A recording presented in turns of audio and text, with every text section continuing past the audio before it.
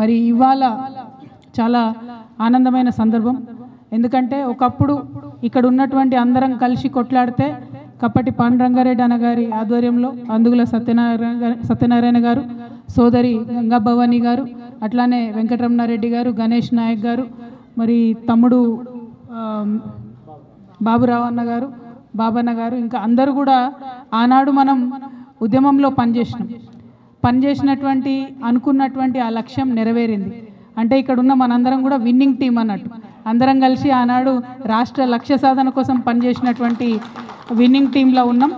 ఇప్పుడు ఆ లక్ష్యాన్ని ఒక లక్ష్యం చేరిన తర్వాత ఎప్పుడైనా కూడా మెచ్యూర్డ్ సంస్థలు కానీ, ప్రజానికాలు కానీ, సొసైటీలు కానీ ఏం చేస్తాయంటే తదుపరి లక్ష్యాన్ని నిర్దేశించుకొని ముందుకు పోతూ ఉంటారు. ఇవాళ మన ముందున్నటువంటి లక్ష్యం ఒకటే, సామాజిక తెలంగాణను సాధించుకోవాలి. తెచ్చుకున్నటువంటి తెలంగాణలో ఉద్యమకారులు బాగుండాలి, అమరవీరుల కుటుంబాలు బాగుండాలి.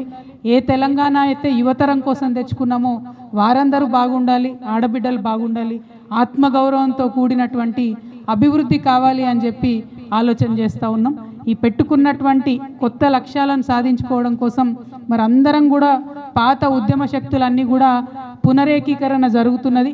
ఇక్కడ అందరం కూడా పాత శక్తులన్నీ కూడా కలిసినాం కాబట్టి మరి ఆ పవర్ ఏందన్నది తెలంగాణ సమాజం మళ్ళీ ఒకసారి గమనిస్తుంది.